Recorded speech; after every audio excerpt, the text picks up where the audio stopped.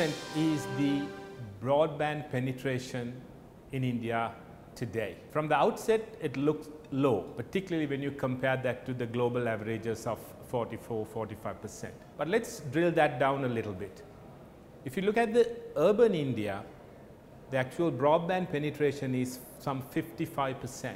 This is quite a high number. Not only the broadband penetration is high, our tele-densities in urban India is over 100%.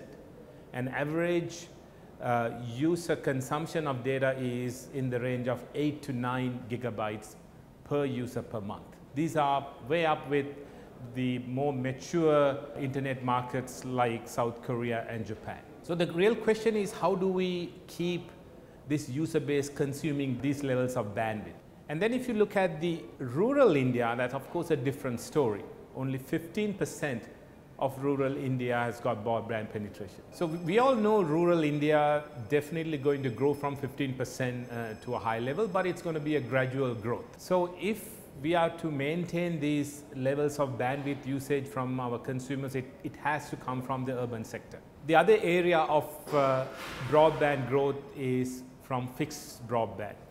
Now, let's take a moment to analyze what do the Indians do with this massive bandwidth they download on their broadband, mobile broadband.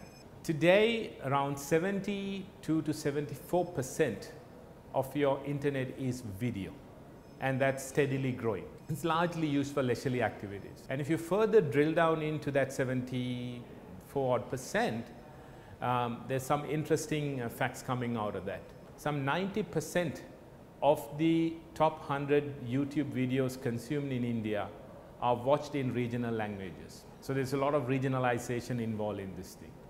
The other thing is the change from short form video to long format video. In a span of less than 2 years, it has doubled to 25%. Just as a reference, in the US, it is 63%. So there's definitely a shift from short format video to long format video. Now, why is that important? When you start watching longer videos, 30 minutes and above, the user experience becomes very, very critical. It's a very different ballgame compared to watching 2–3 minute videos. The other thing is there's a lot of investment into producing original local content. You've seen the investments coming from the likes of Netflix's and Amazon Prime on local content. So we clearly see a major shift into long format video.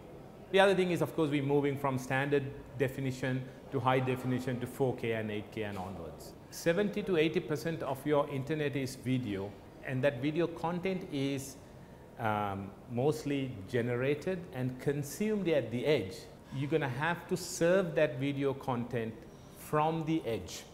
So it's very important for maintaining the experience.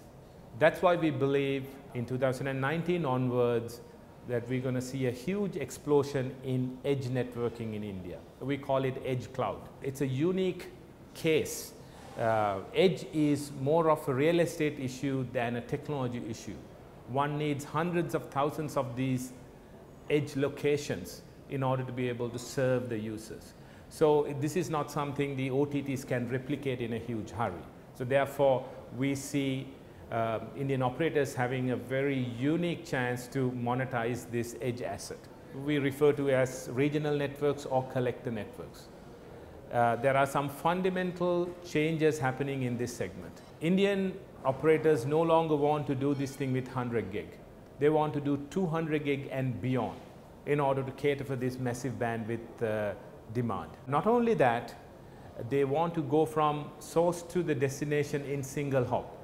This is without having to burden the rest of the rings. The other interesting thing is, this is probably quite unique to India, Indian operators spend over 30% of their capex just activating restoration. This is mainly to take care of multiple fiber cuts due to the outside plant conditions. Now there are techniques available using control plane, layer 0 control plane, where you can eliminate that 30 to 40% of that additional capex that one would have typically spent on restoration. So we see Indian operators really embracing this thing and already begun investments in this area, and again going to be a very critical part of setting up this foundation. The other key area is connecting your edge cloud to the access.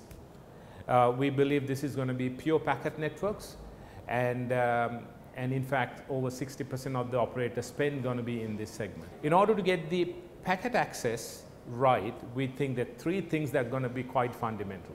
First is scale. You need extreme high capacity package in very cost effective compact devices. We're talking about devices that can go from 200 gig to 800 gig fabric capacities. That's going to be quite key. The other thing is importance of convergence. This is optical convergence.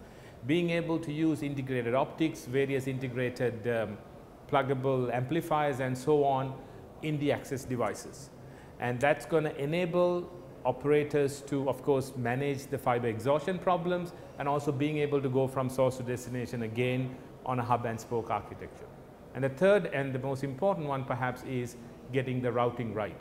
At the moment, the current IP MPLS implementation is obviously going to require multiple improvements, and we believe in order to manage this kind of scale, you're going to need more centralized control plane enabled, SDN enabled routing mechanisms.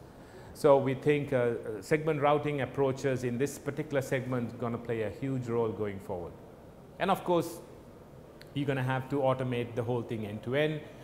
This is where multi-domain, multi-vendor end-to-end orchestrations again going to play a key role. And then subsequently you'll see closed loop automation applications as well.